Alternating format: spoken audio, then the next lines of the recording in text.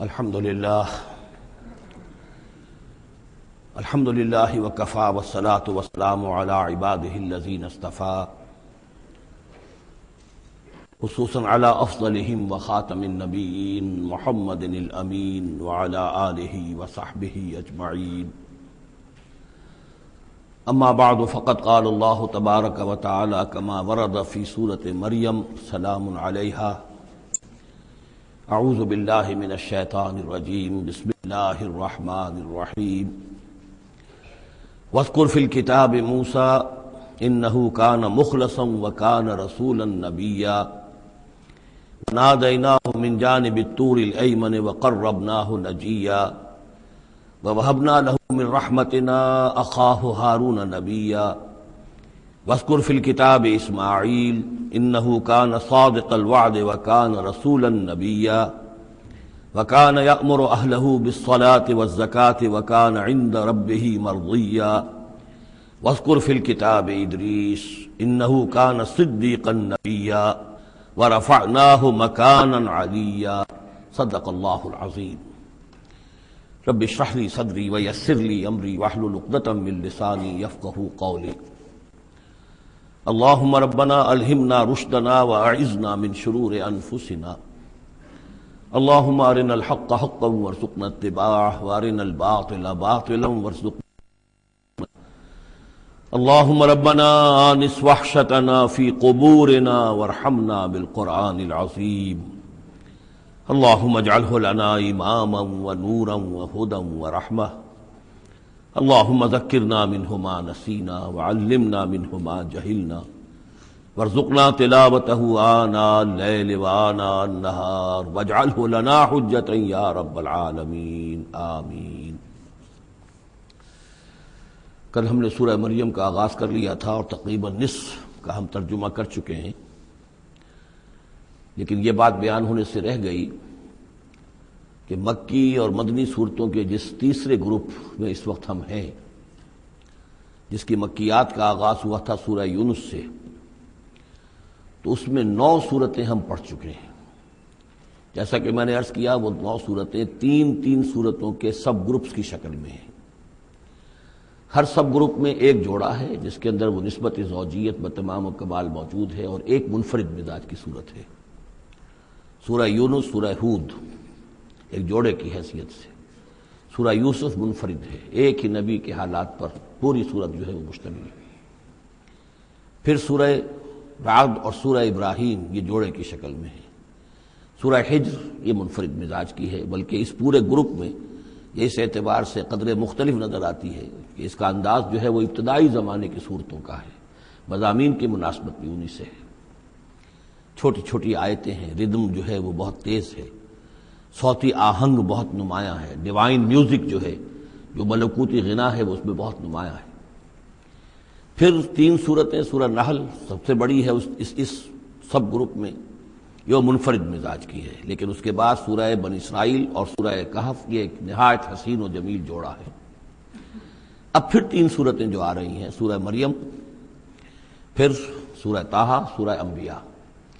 یہاں بھی معاملہ وہی ہے کہ ان میں سے 2 صورتیں جو ہیں سورہ مریم اور سورہ انبیاء، ان میں بڑی گہری مشابہت ہے، اور یہ قصص النبیین کے انداز میں یہاں تذکرہ ہے انبیاء کرام کا، انباء الرسل کے انداز میں نہیں ہے. وہ جو انداز سورہ کہف، سورہ اعراف میں ہم نے دیکھا، سورہ ہود میں ہم نے دیکھا کہ رسول آئے، انہوں نے دعوت دی، قوم نے انکار کیا، قوم ہلاک کر دی گئی، یہ انداز جو انباء الرسل ایام اللہ اس کا نہیں ہے.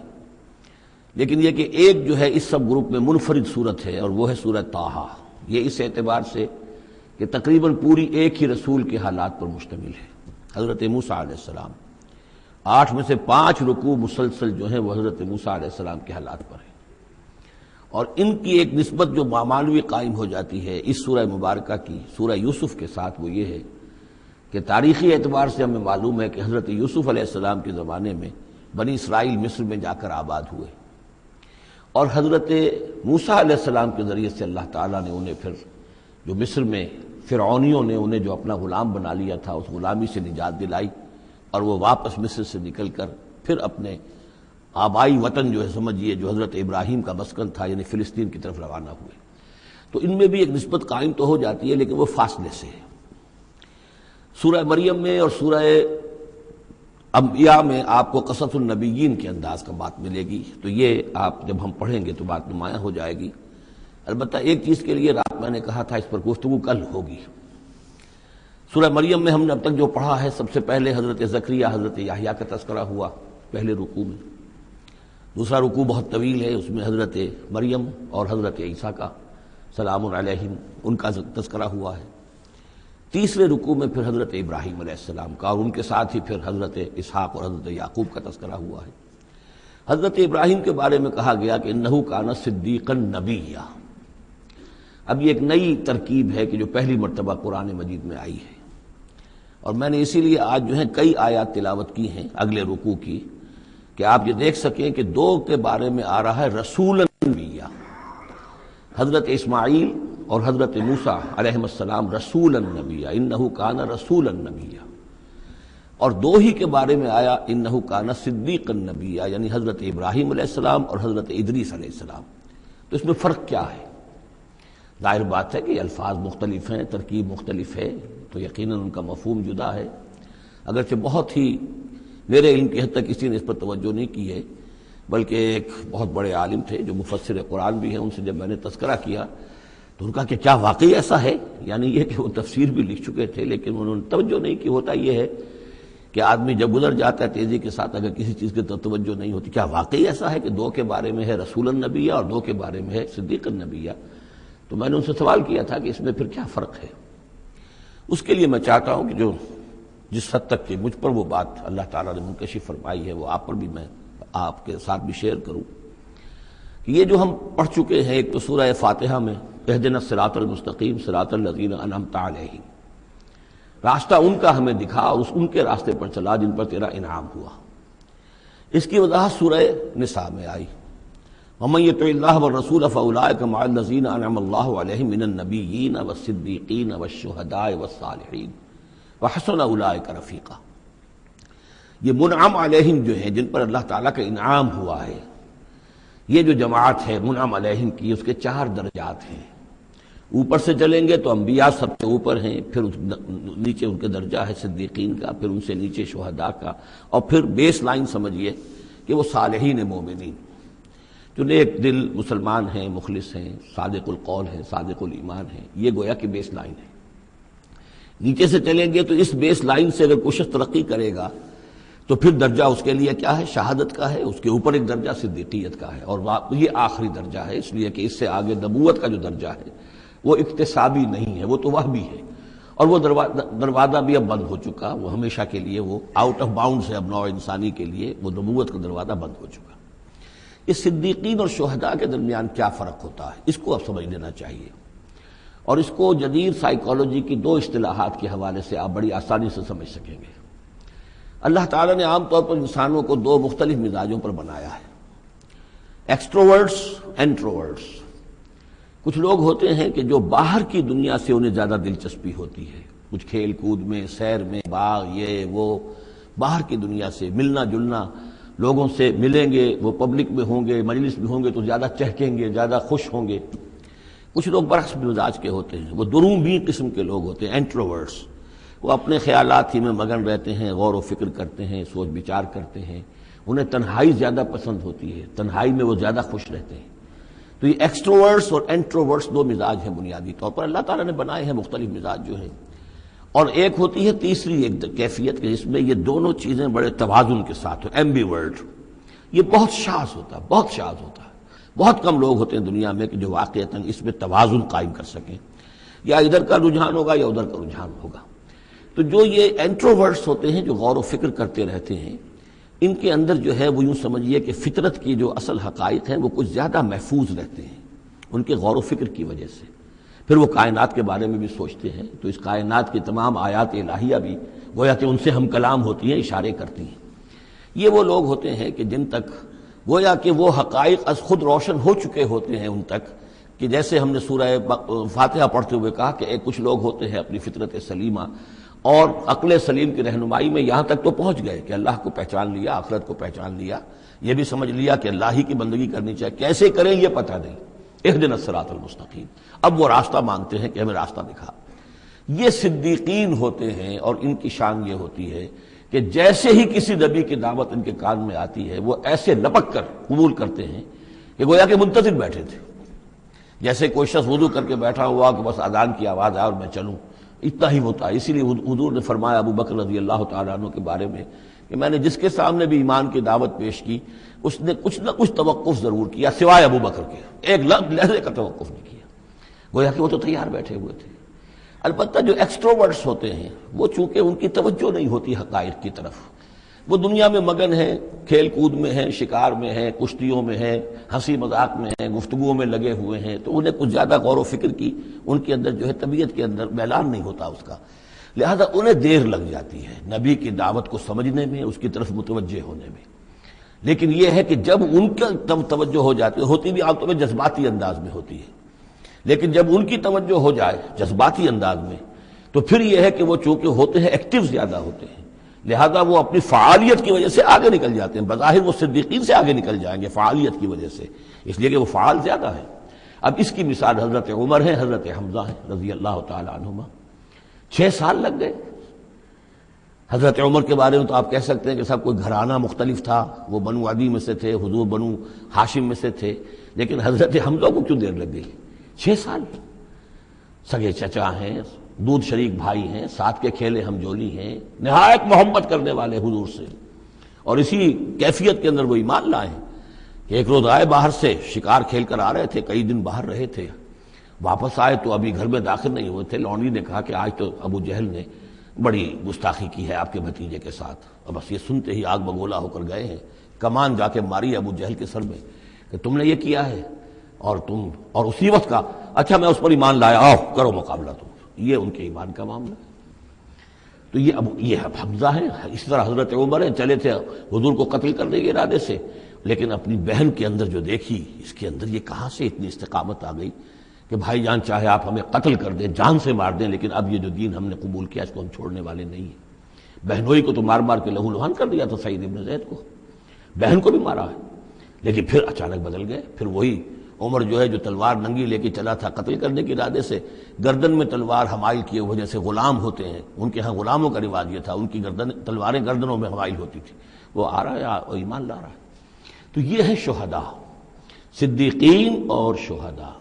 تو اب مزاج جو ہے انبیاء میں بھی آپ کو ملے گا، کچھ لوگوں کا مزاج شہداء سے مناسبت رکھتا ہے۔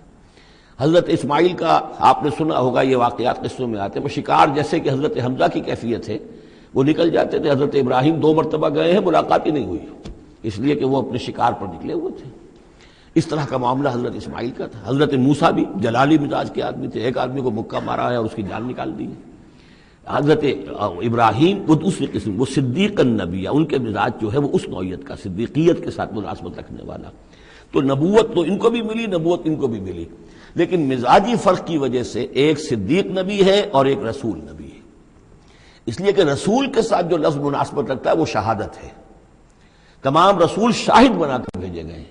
یہ جو کار رسالت ہے، تبلیغ اور اتمام حجت، اس کے اندر تو عمل کا پہلو زیادہ ہے، اور اس میں پھر شہداء زیادہ نمایاں ہوتے ہیں۔ تو رسولوں کے لیے تو ہے ہی یہ، یا ایھا النبی انا ارسلناک شاہدا ومبشرا ونذیرا وداعیا الی اللہ باذنہ وسراجا منیرا، اور جیسے کہ ہم نے پڑھا وکیف اذا جئنا من کل امۃ بشہید، تو رسولوں کے ساتھ مناسبت لفظ کی جو ہے وہ شہادت کی ہے۔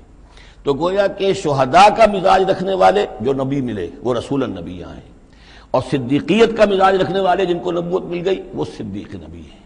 تو حضرت ابراہیم انہ کان صدیقا نبیا، وہ تو ہم پڑھ چکے تھے، اب آگے چلیے۔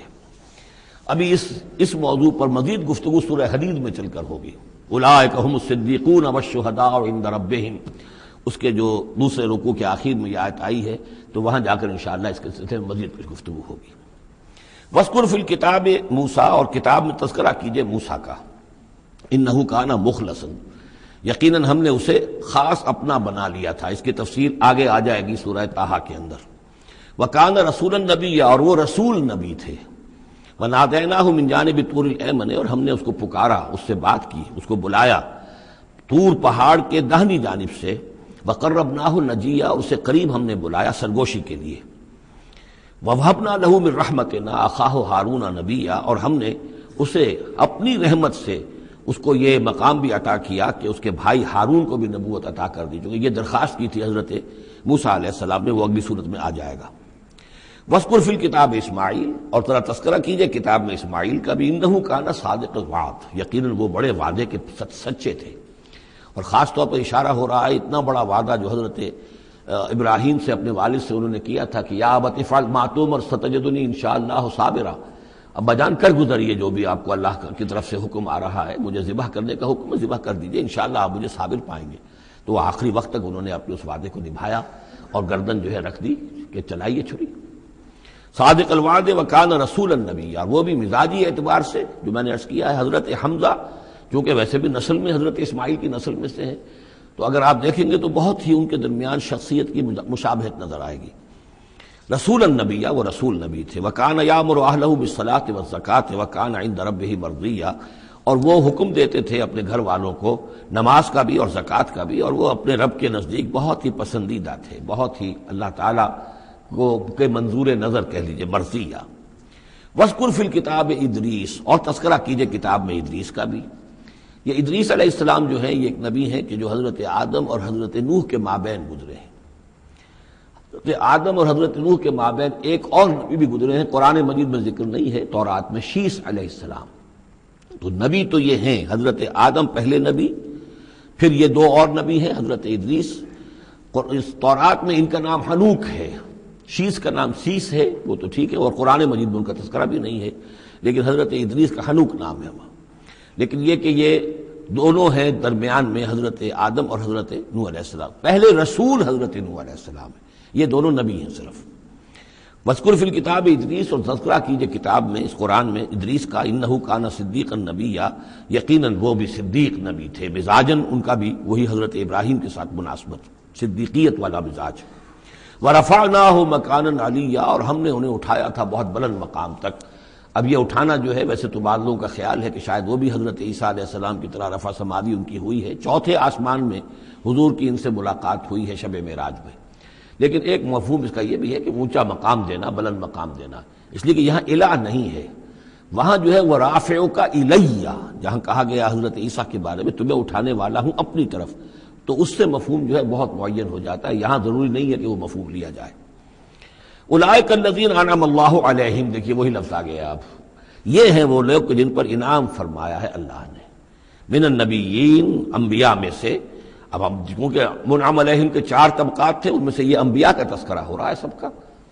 من النبیین من ذریۃ آدم، اولاد آدم میں سے، وممن حملنا مع نوح، اور پھر بعد ان میں سے ان کی نسل میں سے ہیں جنہیں ہم نے نوح کے ساتھ اس کشتی میں سوار کرایا، ومن ذریۃ ابراہیم، اور پھر ذریت ابراہیم میں سے ہیں، ان کی اولاد سے، و اسرائیل، اور حضرت یعقوب کی نسل سے ہیں، وممن ہدینا واجتبینا، اور جنہیں کہ ہم نے ہدایت دی اور جنہیں ہم نے چن لیا، پسند کر لیا۔ اذا تتلی علیہم آیات الرحمن، ان کی کیفیت یہ ہوتی تھی کہ جب رحمان کی آیات ان کو پڑھ کر سنائی جاتی تھی، خروا سجدا و بکیا، تو وہ گر پڑتے تھے اللہ کی جناب میں سجدہ کرتے ہوئے، روتے ہوئے۔ سجدہ کر لیجیے۔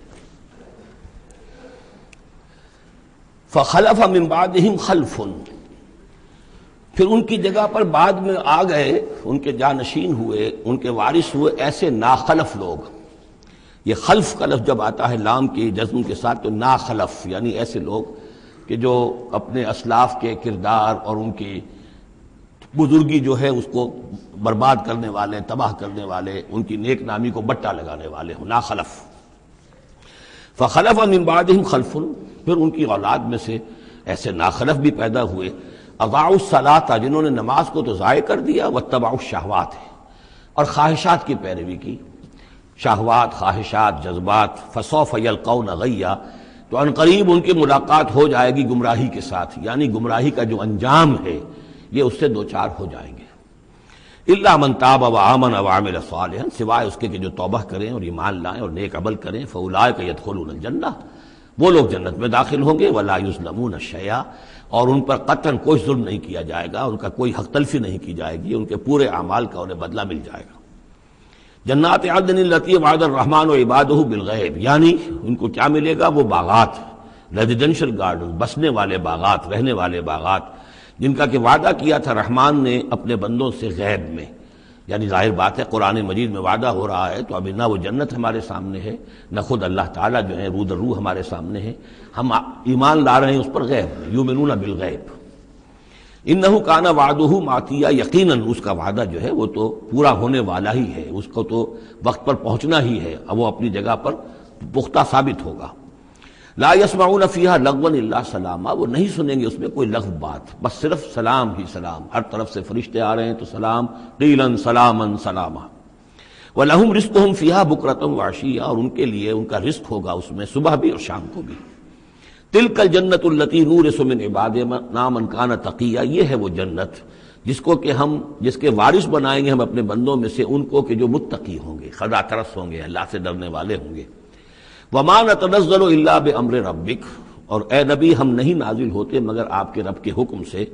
لَهُ مَا بَيْنَ أَيْدِينَا وَمَا خَلْفَنَا وَمَا بَيْنَ ذَلِكَ وَمَا كَانَ رَبُّكَ نَسِيًّا، اسی کے اختیار میں ہے جو کچھ ہمارے سامنے ہے اور جو کچھ ہمارے پیچھے ہے اور جو ان دونوں کے مابین ہے، اور اے نبی آپ کا رب بھولنے والا نہیں ہے۔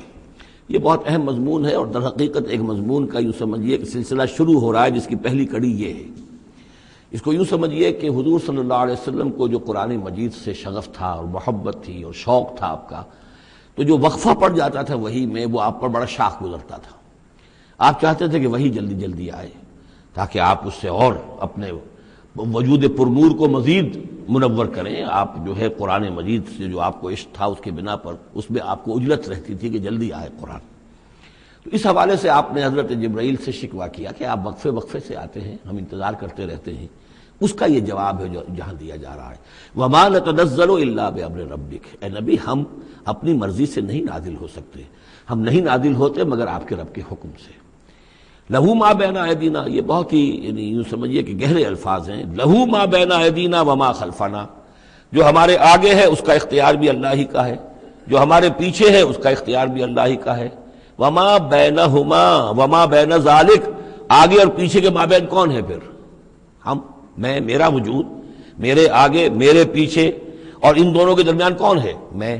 میں گویا کہ بالکلیہ اللہ تعالیٰ کے حکم کے تابع ہوں۔ فرشتے کی یہی شان ہے کہ فرشتہ جو ہے یفعلون ما یؤمرون، جو حکم ملتا ہے، لا یعصون اللہ ما امرہم، ان کا معاملہ یہ ہے کہ جو بھی اللہ کا حکم ہے گویا کہ وہ تو اس سے سرتابی نہیں کرتے، سرے منہ اس میں فرق نہیں ڈالتے۔ وما نتنزل الا بامر ربک، ہم نہیں اترتے یا اتر سکتے مگر آپ کے رب کے حکم سے، جب اسی کی مصلحت اور اسی کی مشیت ہوتی ہے وہ وحی دے کر ہمیں بھیجتا ہے۔ لہو ما بین ایدینا وما خلفنا وما بین ذالک وما کان ربک نسیا، اور اے نبی یہ جو کچھ تاخیر ہو جاتی ہے کسی بھول کی وجہ سے نہیں ہے کہ اللہ کو کوئی نسیان لائق ہو گیا ہے تو تھوڑی دیر کے لیے توجہ کہیں اور ہو گئی ہے، معاذ اللہ، تیرا رب جو ہے بھولنے والا نہیں ہے، بلکہ یہ حکمت کے تحت ہے، اللہ تعالیٰ کی مشیت یہ ہے۔ کذالک لنثبت بہ فؤادک رتل اللہ ترتیلا، وہ جو ہم پڑھ چکے سورہ بنی اسرائیل میں بھی، وقرآنا فرقناہ لتقرأہ علی الناس علی مکث ونزلناہ تنزیلا، یہ ہماری حکمت ہے کہ ذرا وقفے وقفے سے آپ یہ قرآن لوگوں کو پڑھ کر سنائیں۔ رب السماوات والارض، وہ رب ہے آسمانوں کا اور زمین کا، وما بینہما، اور جو ان دونوں کے مابین ہے، فاعبدہ، پس اسی کی بندگی اور پرستش کیجئے، واصطبر علیہ لعبادتہ، اور اس کی عبادت کے اوپر پوری طرح جمے رہیے، صبر کیجئے۔ هل تعلم له سمیا، تو کیا تم جانتے ہو کہ اس کی سی شان کا کوئی اور ہستی ہے؟ ظاہر بات ہے جو شان اللہ کی ہے اس کی سی شان رکھنے والی کوئی اور ہستی کائنات میں موجود نہیں۔ وَيَقُولُ الْإِنسَانُ وَإِذَا مَا مِتُّ لَسَوْفَ أُخْرَجُ حَيًّا، اور یہ انسان کہتا ہے حیران ہو کر، کیا میں جب مر جاؤں گا تو پھر مجھے زندہ کر کے اٹھا لیا جائے گا؟ یعنی یہ وہ لوگ ان میں سے کہ جو باعث بعد الموت کے منکر تھے۔ میں نے بارہا آپ کو بتایا کہ اکثر و بیشتر تو وہ مانتے تھے، لیکن وہ کہتے تھے کہ وہاں ہمیں چھڑانے والے ہیں، ہمارے شفعاء ہیں، ہؤلاء شفعاؤنا عند اللہ، تو باعث بعد الموت کے وہ منکر نہیں تھے، لیکن ایک طبقہ ان میں ایسے لوگوں کا بھی تھا، اب یہ ان کی بات ہو رہی ہے۔ وَيَقُولُ الْإِنسَانُ وَإِذَا مَا مِتُّ لَسَوْفَ أُخْرَجُ حَيًّا، کہ جب میں مر جاؤں گا پھر مجھے دوبارہ اٹھا لیا جائے گا اور نکال دیا جائے گا۔ أَوَلَا يَذْكُرُ الْإِنسَانُ، تو کیا اس انسان کو یہ یاد نہیں ہے، أَنَّا خَلَقْنَاهُ مِن قَبْلُ وَلَمْ يَكُ شَيْئًا، کہ وہ کچھ بھی نہیں تھا اور ہم نے اسے پیدا کیا ہے، تو کیا مشکل ہے ہمارے لیے دوبارہ اس کو پیدا کر دینا؟ کیا تھا وہ پہلے، اس کی کیا حقیقت تھی؟ یعنی جہاں سے ہم اپنے آپ کو جانتے ہیں وہ بھی ظاہر بات ہے کہ ایک نطفہ ایک ہے، اس سے ہمارا آغاز ہوا، یہ تو سبھی جانتے ہیں نا۔ تو اس سے اللہ تعالیٰ نے اگر انسان بنا دیا ہے تو کیا اللہ تعالیٰ دوبارہ تمہیں پیدا نہیں کر سکتا؟ فوربک، تو قسم ہے تیرے رب کی، لنحشرنہم والشیاطین، ہم جمع کریں گے ان سب کو بھی اور تمام شیطانوں کو، ثم لنحضرنہم حول جہنم جثیا، اور پھر ہم سب کو جمع کر لیں گے جہنم کی گرد کہ یہ اپنے گھٹنوں کے بل گرے ہوئے ہوں گے، ثم لننزعن من كل شیعۃ ایہم اشد علی الرحمن عتیا، پھر ہم ہر گروہ میں سے، ہر قوم میں سے پھر نکالیں گے کون ہیں وہ جو سب سے زیادہ اکڑنے والے تھے رحمان کے مقابلے میں، بلاؤ ادھر سے ابو جہل کو اور بلاؤ ادھر سے عقبہ ابن ابی معیط کو، ہر گروہ میں سے جو سب سے زیادہ اللہ کا کی اس کے ساتھ گستاخی کرنے والا اور سب سے زیادہ تکبر کرنے والا تھا، پھر اس کو آگے نکال کر نمایاں کیا جائے گا۔ ثم لنحن اعلم بالذین هم اولی بها صلیہ، پھر ہم خوب جانتے ہیں ان لوگوں کو کہ جو بہت زیادہ قابل ہوں گے اور سب سے پہلے داخل ہونے والے ہوں گے اس جہنم کے اندر۔ وَإِن مِّنكُمْ إِلَّا وَارِدُهَا کان علی ربک حتما مقضیا، اور تم میں سے کوئی بھی نہیں ہے مگر یہ کہ اسے ایک مرتبہ جہنم پر آنا ہوگا، یہ فیصلہ ہے تیرے رب کا حتمی، طے شدہ، حتما مقضیا۔ اس کا جو مفہوم سمجھا گیا ہے میں اسے اتفاق کرتا ہوں کہ اصل میں وہ پل صراط جس کا تذکرہ جو ہے آئے گا سورہ حدید میں بھی اور پھر سورہ تحریم میں بھی، جس کو ہم پل صراط کہہ دیتے ہیں، الصراط ہے وہ، یہی صراط مستقیم جس پر ہم چل رہے ہیں، یہ عالم برزخ کے اندر جا کر اور قیامت کے دن جو ہے یہی پل صراط بن جائے گا اور یہ جہنم کے اوپر ہوگا، گویا کہ اس پر سے گزر کر لوگ داخل ہوں گے جنت کے اندر، تاکہ مشاہدہ کر لیں کہ اللہ تعالیٰ نے کس چیز سے ہمیں بچایا ہے، اور وہاں پر جو جہنمی ہیں وہ ٹھوکریں کھا کھا کر اس میں گرتے جائیں گے چونکہ ان کے پاس روشنی نہیں ہوگی۔ یہ مضمون جو ہے کھل کر آئے گا سورہ حدید میں اور سورہ تحریم میں۔ تو یہ فرمایا کہ آنا تو ہر ایک کو پڑے گا، ہر انسان کا گزر اس پر ہوگا، تاکہ اور اس میں یہ کہ یقیناً جو بچا لیے جائیں گے ان کے دل میں کس قدر اللہ تعالیٰ کی کہ اس رحمت کا اور مغفرت کی قدر کتنی ہوگی کہ اللہ نے ہمیں کس انجام سے بچایا ہے۔ وَإِن مِّنكُمْ إِلَّا وَارِدُهَا كَانَ عَلَىٰ رَبِّكَ حَتْمًا مَّقْضِيًّا ثُمَّ نُنَجِّي الَّذِينَ اتَّقَوْا، پھر وہاں سے ہم نجات دے دیں گے، بچا کر لے جائیں گے ان لوگوں کو جو انہوں نے کہ تقویٰ کی روش اختیار کی تھی دنیا میں، وَنَذَرُ الظَّالِمِينَ فِيهَا جِثِيًّا، اور چھوڑ دیں گے ظالموں کو اسی میں پڑے ہوئے، وہ وہاں پر پڑے جائیں گے، گرتے جائیں گے، اور اہل ایمان اور اہل تقویٰ نکل جائیں گے۔ وَإِذَا تُتْلَىٰ عَلَيْهِمْ آيَاتُنَا بَيِّنَاتٍ، اور جب انہیں ہماری روشن آیات پڑھ کر سنائی جاتی ہیں، قَالَ الَّذِينَ كَفَرُوا لِلَّذِينَ آمَنُوا، تو کہتے ہیں یہ کافر لوگ اہل ایمان سے، ای الفریقین خیر مقاما واحسن ندیا،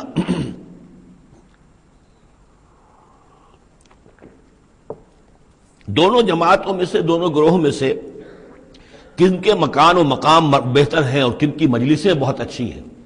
یعنی اے مسلمانوں دیکھو، تم اور تمہارے رسول محمد صلی اللہ علیہ وسلم اور ان کے گرد جو لوگ بیٹھے ہوتے ہیں، نہ ان کے پاس دنیاوی دولت ہے، نہ حیثیت ہے، نہ وجاہت ہے، ایک ہم ہیں، دیکھو ذرا ابو جہل کی مجلس جا کے دیکھو کتنی آباد ہے، بڑے بڑے چودھری لوگ آ کر اس کے پاس بیٹھتے ہیں، ذرا کہیں جا کر ولید بن مغیرہ کی چوپال دیکھو، اس کی چوپال جو ہے اس کی کیا شان ہے۔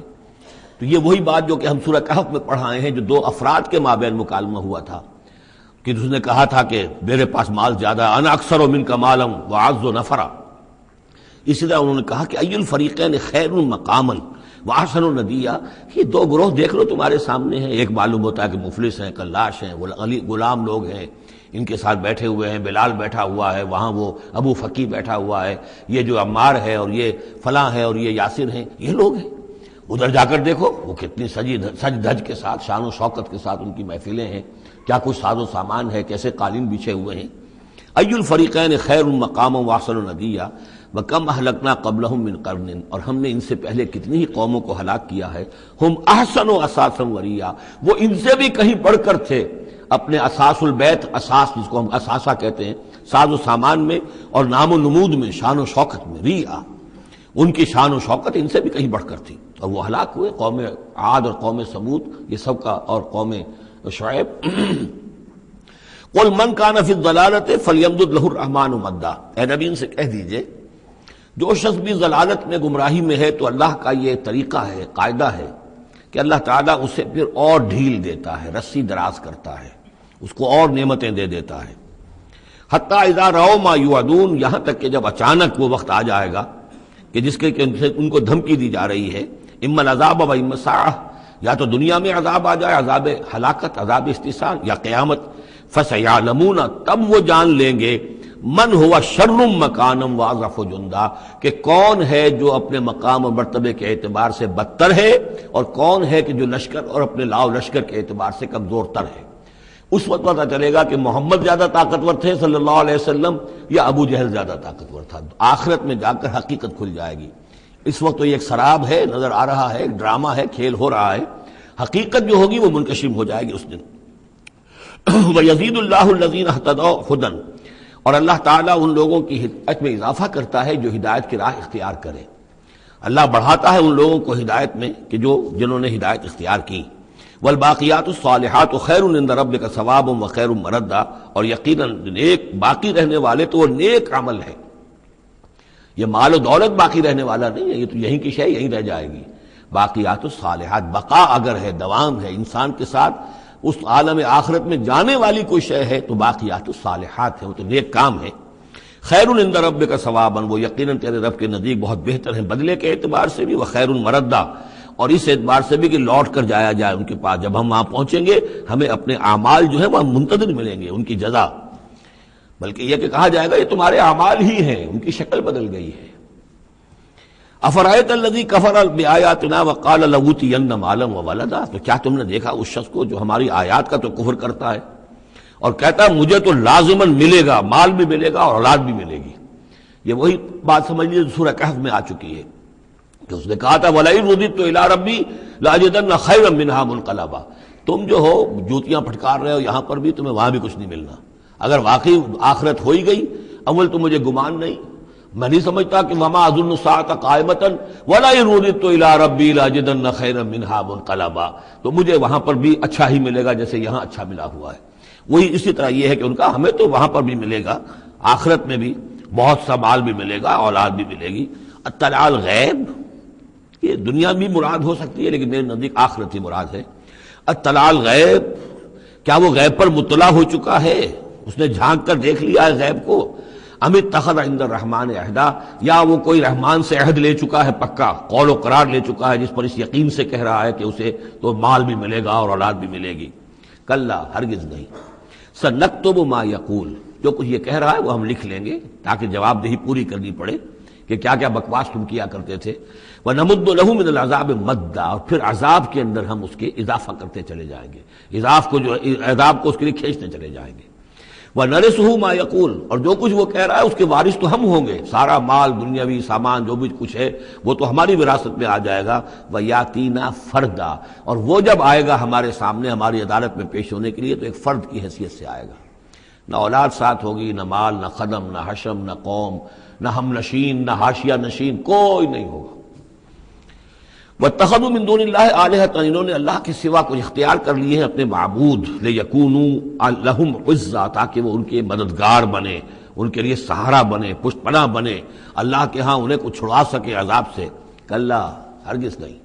سَيَكْفُرُونَ بِعِبَادَتِهِمْ، وہ تو ان کی عبادت کا انکار کریں گے، جیسا کہ پہلے بھی آ چکا ہے، وہ فرشتے ہوں، اولیاء اللہ ہوں، انبیاء ہوں، حضرت عیسیٰ ہوں، شیخ عبد القادر جیلانی ہوں، کوئی بھی ہو، ان کا تو مانگو تو کفر کرے گا، تم کیا کہہ رہے ہو، ہمیں تو معلوم بھی نہیں تھا کہ تم ہم سے دعائیں کرتے رہے اور ہمیں سمجھتے رہے کہ ہم تمہیں چھڑا لیں گے۔ سَيَكْفُرُونَ بِعِبَادَتِهِمْ، وہ انکار کریں گے ان کی عبادت کا۔ وَيَكُونُونَ عَلَيْهِمْ ضِدًّا، اور وہاں ان کے مخالف ہوں گے، انہیں وہاں پر پروسیکیوٹ کروائیں گے۔ أَلَمْ تَرَ أَنَّا أَرْسَلْنَا الشَّيَاطِينَ عَلَى الْكَافِرِينَ تَعُزُّهُمْ عَزًّا، کیا تم نے دیکھا نہیں کہ ہم کافروں پر شیاطین کو بھیجتے رہتے ہیں، یعنی یہ کہ یہ شیاطین جن جو ہیں یہ ان پہ حملہ آور ہوتے رہتے ہیں اور انہیں خوب ابھارتے رہتے ہیں گناہوں کے اوپر، اور انہیں اور سرکشی کے اوپر آمادہ کرتے رہتے ہیں۔ وجہ کیا ہے کہ خود انہوں نے شیطان کی رفاقت کو اختیار کی ہے۔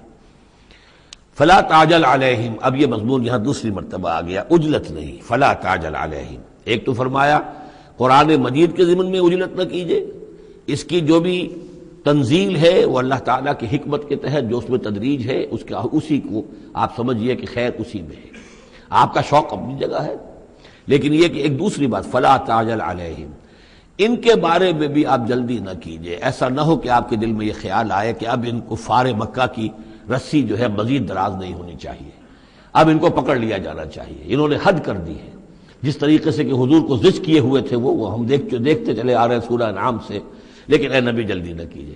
فلا تعجل علیہم، ان کی مخالفت، علی یہاں پر آ رہا ہے، فلا تعجل علیہم انما نعد لہم عدا، ہم ان کی پوری پوری گنتی کر رہے ہیں، ایک ایک عمل ان کا لکھا جا رہا ہے، ہر چیز کا ان کو جواب دہی کرنی ہوگی، ہر چیز کی ان کو سزا مل جائے گی، لیکن یہ کہ ہمارے ہر کام کے اندر جو بھی فطری تدریج ہے، جو اس کا اس کی جو توقیت ہے، اس کا جو نظام ہم نے بنا رکھا ہے، وہ اسی کے مطابق ہوگا۔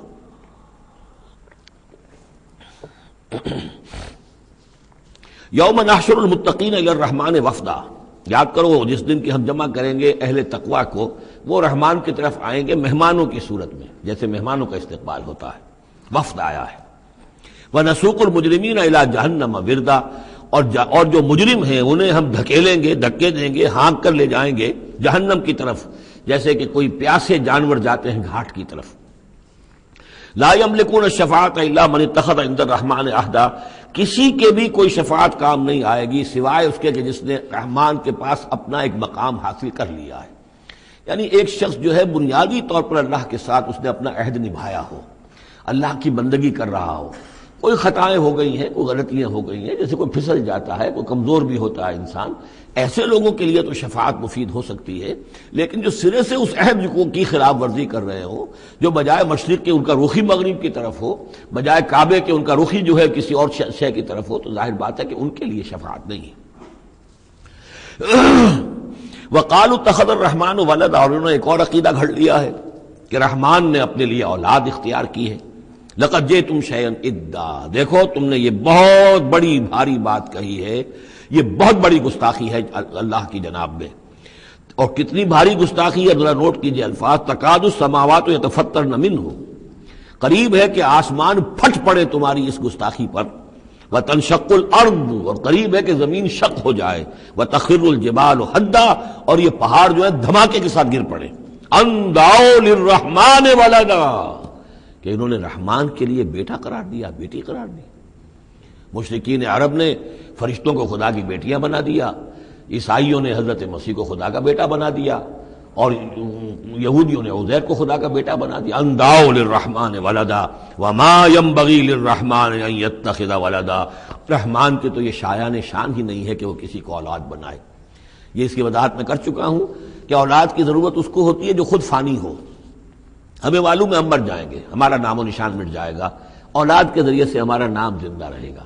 یہ اصل میں ایک اپنی ہی تسلسل انسان سمجھتا ہے کہ میری ہستی کا تسلسل ہے، میری اولاد گویا کہ میرا اپنی بقا کی ایک شکل ہے، اس لیے کہ یہ انسان کے اندر ہے۔ مجھے یاد ہے جب ہم پڑھتے تھے کالج میں تو الفا ایک کمپنی ہوتی تھی لاہور میں، یہ فائل کورز وغیرہ بناتی تھی نوٹ بکس کے، تو اس میں پیرامڈس کے عنوان سے جو بہترین الفاظ لکھے ہوئے تھے اب بھی مجھے یاد ہیں، still and resolute, calm and self-possessed, still and resolute, the pyramids echo unto eternity, the defiant cry of man's will to survive and conquer the storms of time۔ کہ یہ جو ان لوگوں نے فرائضہ نے اتنے بڑے بڑے پیرامڈز بنا دی، کائے کے لیے بنا دیے؟ تاکہ ہمارا نام رہے، ہم تو نہیں ہوں گے، نام رہے گا۔ تو گویا کہ انسان کے اندر ایک خواہش ہے بقا کی، وہ اپنا دوام چاہتا ہے، یہ اسے پتا ہے کہ میری ذاتی طور پر تو میرا دوام ہے، تو میں کوئی عمارت بنا دوں، میرا نام جو ہے اس کے حوالے سے دنیا کے اندر رہے۔ اور یہی معاملہ اولاد کا ہے کہ اولاد سے انسان کو سب سے زیادہ جو اس کو خواہش ہوتی ہے وہ اپنا بقا، اپنا تسلسل، وہ سمجھتا ہے کہ میری اپنی کنٹینیوٹی ہے کہ جو میری اولاد کے ذریعے سے۔ ظاہر بات ہے کہ اللہ ہمیشہ خود باقی رہنے والا ہے، تو اس کے شایان شان ہی نہیں ہے کہ وہ کسی کو اپنی اولاد بنائے، اسے کوئی ضرورت ہی نہیں ہے۔ تو تمہارے لیے ہے معاملہ کہ تم فانی ہو، لہذا تمہیں ضرورت ہے کہ کوئی تمہارا نام لیوا باقی رہے۔ وما ينبغي للرحمن ان يتخذ ولدا ان كل من في السماوات والارض الا آتي الرحمن عبدا، نہیں ہے کوئی بھی آسمانوں اور زمین میں کوئی بھی مگر یہ کہ وہ حاضر ہوگا رحمان کی عدالت میں بندے کی حیثیت سے، کسے باشد، جبکہ ہمیں معلوم ہے کہ محمد رسول اللہ صلی اللہ علیہ وسلم بھی حاضر ہوں گے تو بندے کی حیثیت سے، عبدہ ورسولہ، عبد۔ اور حضور فرماتے ہیں کہ اس روز میدان حشر میں لواء الحمد بیدی، میرے ہاتھ میں ہوگا حمد کا جھنڈا، اور اس روز جو میں حمد کروں گا اللہ کی وہ آج نہیں کر سکتا۔ اللہ تعالیٰ کی حمد بیان کریں گے محمد رسول اللہ عدالت خداوندی میں کھڑے ہو کر، تو معلوم یہ ہوگا کہ جو بھی آئے گا بندہ بن کر آئے گا، وہ عیسیٰ ہو یا عیسیٰ ابن مریم انت قلت للناس اتخذونی و امی الہین من دون اللہ، یہ سوال کیا جائے گا کہ نہیں؟ تو فرمایا کہ ان کل من فی السماوات والارض، یقیناً کوئی نہیں ہے آسمانوں اور زمین میں، الا آتی الرحمن عبدا، مگر وہ رحمان کی خدمت میں آئے گا، حاضر ہوگا بندے کی حیثیت سے۔ لقد احصاہم، اس نے ان سب کی گنتی کی ہوئی ہے، ان کا پورا احاطہ کیا ہوا ہے، کوئی چھپ نہیں رہے گا، کہیں بچ کر نہیں رہ جائے گا۔ وعدہم عدا، اور ہم نے پوری گنتی رکھی ہوئی ہے۔ وکلہم آتی ہے یوم القیامت فردا، اور قیامت کے دن یہ سب کے سب آئیں گے تو ایک فرد کی حیثیت سے، انڈیویجول کیپیسٹی میں محاسبہ ہوگا۔ نہ ماں باپ ساتھ ہوں گے کوئی شفاعت کرنے کے لیے، کوئی گڑ گڑانے کے لیے، نہ اولاد ہوگی، نہ شوہر کے ساتھ جوری ہوگی، نہ جورو کے ساتھ شوہر ہوگا، کچھ نہیں۔ ہر ایک شخص نفسی نفسی، اپنی جان۔ وَكُلُّهُمْ آتی ہے یوم القیامت فردا، میری جو کتاب ہے سابقہ اور موجودہ مسلمان امتوں کا ماضی، حال اور مستقبل، اس میں ایک چیپٹر ہے قرآن کا قانون عذاب، کہ عذاب جو قوموں کے اوپر آتا ہے وہ دنیا میں آتا ہے، آخرت کا عذاب جو ہے وہ افراد کے لیے ہے۔ محاسبہ اجتماعی جو ہوتا ہے وہ اللہ کا دنیا میں ہوتا ہے، لیکن آخرت کا حساب وہ جو ہے محاسبہ انفرادی ہے۔ ان الذین آمنوا وعملوا الصالحات سیجعل لهم الرحمن ودا، یقیناً جو لوگ ایمان لائے اور جنہوں نے نیک عمل کیا، ان قریب رحمان ان کے لیے محبت پیدا کر دے گا، یعنی لوگوں کے دلوں میں محبت ڈال دے گا۔ یہی ابو بکر ہوں گے جن کا نام کس تعظیم سے لوگ لیا کریں گے، کس محبت سے لیا کریں گے۔ یہی بلال ہوں گے جن کی جو تعظیم ہوگی، جن کی کتنی محبت کی جائے گی۔ ابھی ذرا وقت ہے، کٹھن ہے۔ سیجعل لهم الرحمن ودا، حدیث میں بھی آتا ہے کہ اللہ تعالیٰ جو ہے اپنے کسی بندے سے محبت کرتا ہے تو پہلے فرشتوں کو، جبرائیل سے کہا جاتا ہے کہ میں اپنے اس بندے سے محبت کرتا ہوں، اعلان کر دو۔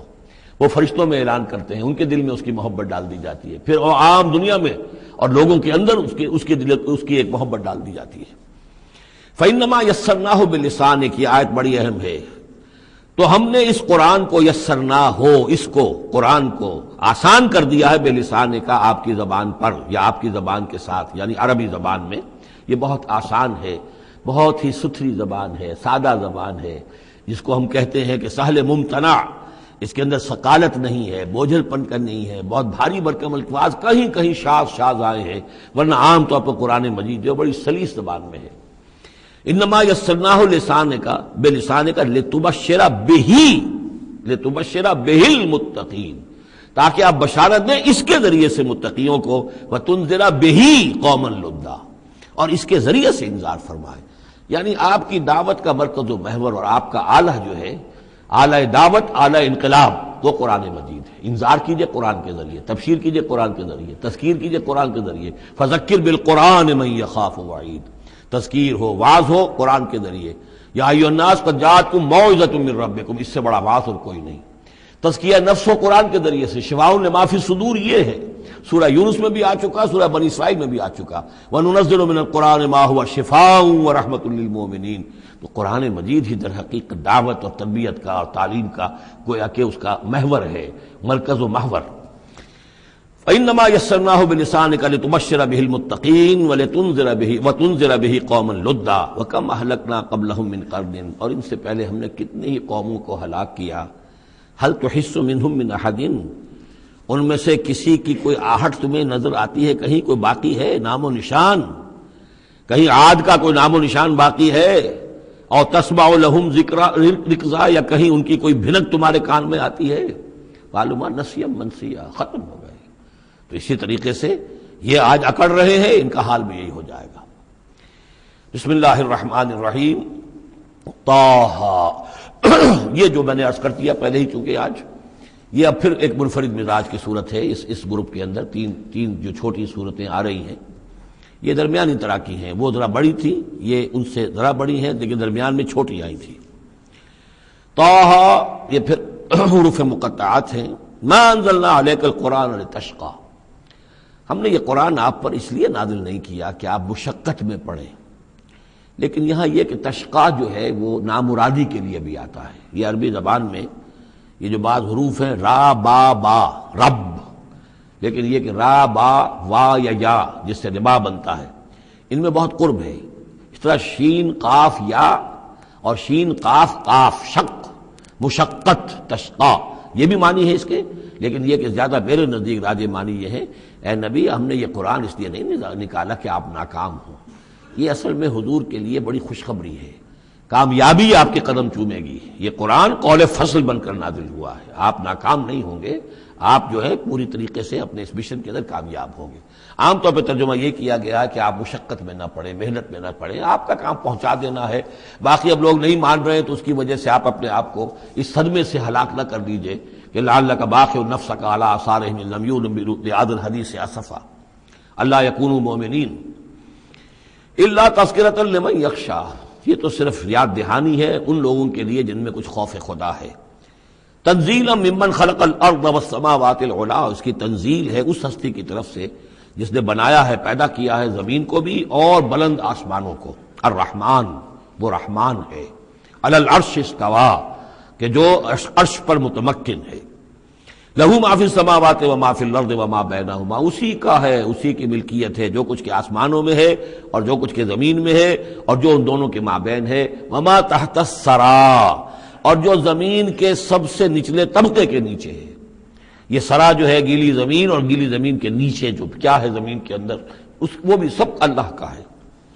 وَإِن تَجْهَرْ بِالْقَوْلِ، اور اگر تم بلند آواز سے کوئی بات کرو دعا کرتے ہوئے اللہ تعالیٰ کے ساتھ یا کچھ اور مناجات کرتے ہو، فَإِنَّهُ يَعْلَمُ السِّرَّ وَأَخْفَى، بلند کرو گے تب بھی وہ تو سنتا ہے، لیکن وہ تو جانتا ہے سر کو بھی اخفا کو بھی، ہر چھپی ہوئی بات کو اور نہایت مخفی بات کو۔ اخفا جو ہے باب یوں سمجھیے کہ افعل التفصیل، سب سے چھپی ہوئی چیز اس کو جانتا ہے۔ اللہ لا الہ الا ہو، وہ اللہ ہے جس کے علاوہ کوئی معبود نہیں۔ لہ الاسماء الحسنی، تمام اچھے نام اسی کے ہیں۔ اب یہاں سے شروع ہو گیا حضرت موسیٰ علیہ السلام کا قصہ۔ اس میں سے بعض چیزیں جو ہیں وہ سورہ اعراف میں آ چکی ہیں، اس لیے ہم تیزی سے انشاءاللہ گزر جائیں گے۔ وَهَلْ أَتَاكَ حَدِيثُ مُوسَىٰ، اور کیا تم تک پہنچ چکی ہے موسیٰ کی خبر، موسیٰ کے حالات۔ اذ رأى نارا، جب وہ مدین سے واپس آ رہے تھے اپنی اہلیہ کے ساتھ تو انہوں نے دیکھا کہ کچھ آگ ہے۔ اذ رأى نارا، رات، اندھیری رات تھی، سردی کا موسم تھا، تو یہ کہ شاید راستہ بھی اس وقت کچھ گم سا ہو گیا تھا۔ دیکھا آگ ہے۔ رأى نارا فقال لأهله، انہوں نے کہا اپنے گھر والوں سے، امکثوا، آپ ذرا ٹھہریے یہاں پر انتظار کریں، انی آنست نارا، مجھے آگ نظر آئی ہے، لعلی آتیکم منہا بقبس، یہ بھی ہو سکتا ہے کہ میں وہاں سے کوئی چنگاری لے آؤں تاکہ یہاں ہم آگ روشن کر لیں تو سردی میں اس کو آگ کو تاپ بھی سکیں گے۔ اور اجد علی النار ہدی، یا جو آگ کی جگہ پر میں پہنچوں تو وہاں سے مجھے رہنمائی بھی مل جائے کہ صحیح راستہ کون سا ہے، ہم کسی غلط راستے پر تو نہیں بھٹک آئے۔ فلما اتاہا، جب پہنچے اس آگ کے قریب، نودی یا موسیٰ، تو آواز آئی، ندا کی گئی، اے موسیٰ انی انا ربک، یہ جسے تم آگ سمجھ کر آئے ہو، اس آگ کے پردے میں تو خود میں ہوں، میں تیرا رب ہوں، انی انا ربک، میں تیرا پروردگار ہوں، فخلع نعلیک، اپنی جوتیاں اتار دو، انک بالوادی المقدس طویٰ، اس لیے کہ اس وقت تم ایک بڑے پاک وادی میں، مقدس میں، طویٰ میں ہو۔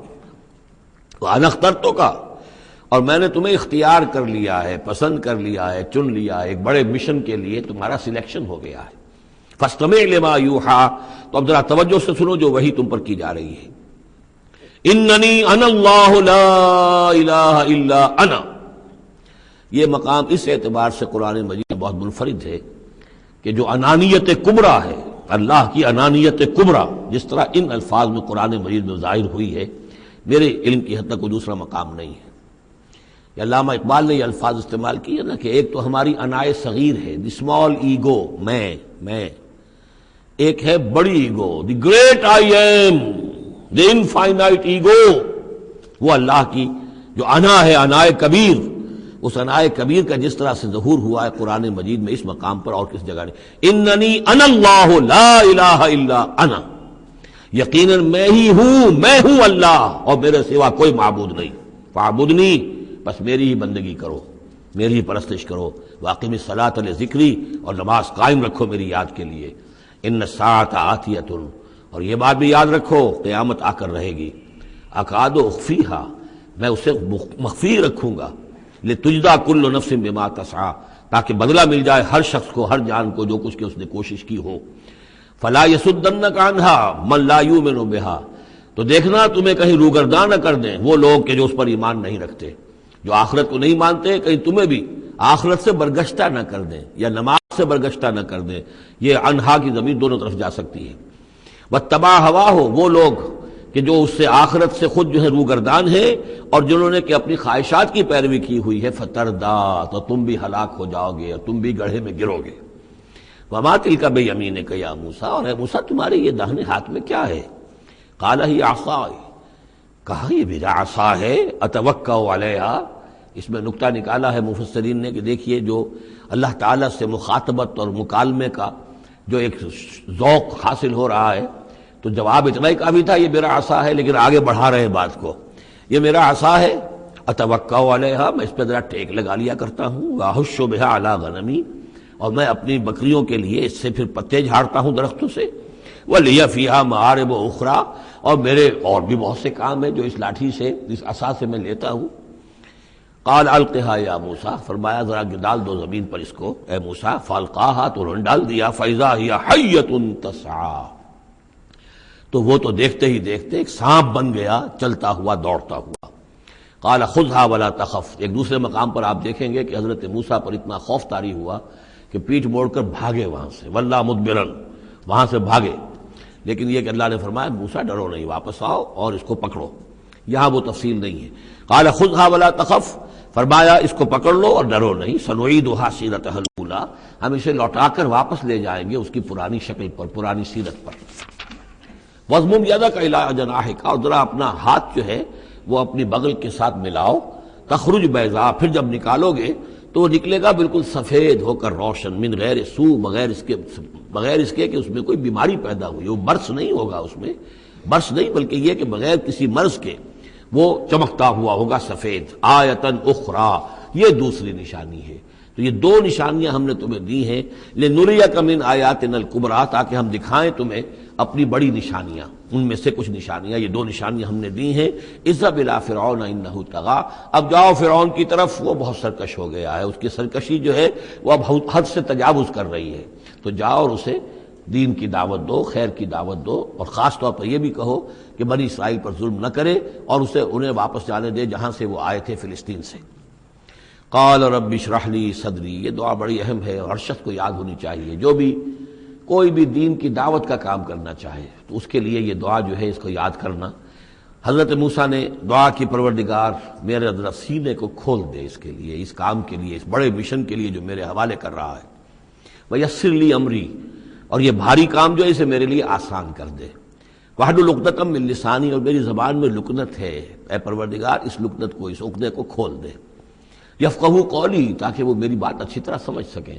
لکنت والا شخص جو ہے ظاہر بات جب گفتگو کرتا ہے تو لوگوں کو سمجھنے میں دقت ہوتی ہے۔ وَاجْعَل لِّي وَزِيرًا مِّنْ أَهْلِي، ایک اور درخواست میری یہ ہے کہ میرا ایک وزیر بنا دیجئے میرے خاندان میں سے۔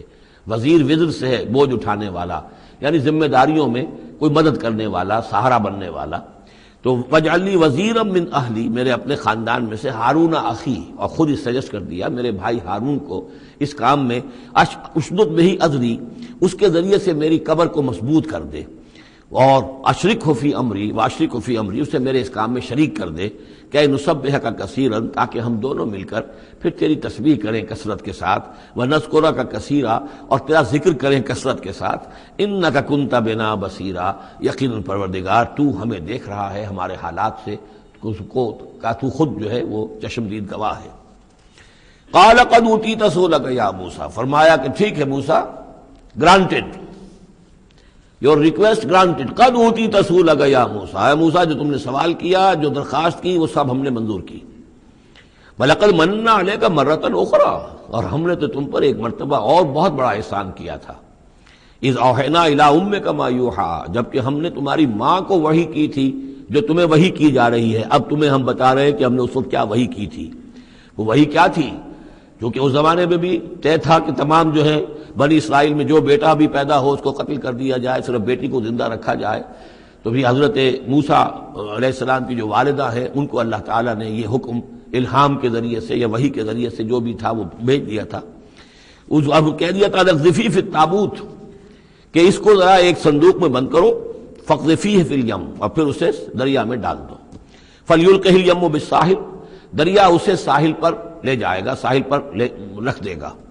یاخذہ عدو لی وعدو لہ، اور پھر وہاں وہ شخص اس کو پکڑ لے گا، اس کو لے لے گا، اس صندوق کو، اور صندوق میں جو بچہ ہے اس کو، جو میرا بھی دشمن ہے اس کا بھی دشمن ہے۔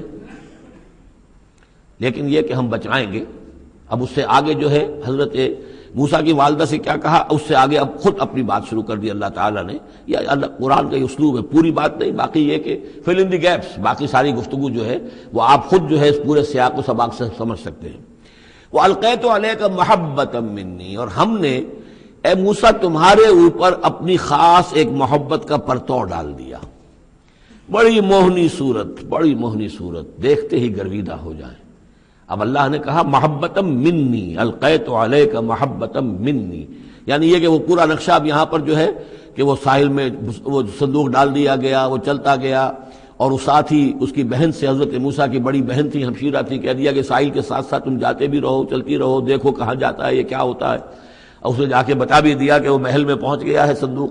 وہ صندوق کھولا گیا، بچہ نکل آیا، اور اس وقت جو ہے وہ تو قتل کرنے پر تلا ہوا تھا فرعون، لیکن یہ کہ وہ حضرت آسیہ جو تھی بنی اسرائیل ہی میں سے اور بڑی نیک عورت تھی، اور وہ فرعون کے گھر میں تھی اس وقت، انہوں نے کہا کہ قرۃ لی ولک، یہ قرۃ عین لی ولک، یہ میری اور تمہاری لیے آنکھوں کی ٹھنڈک بنے گا، ہمیں اللہ نے اولاد نہیں دی، اسے قتل نہ کرو۔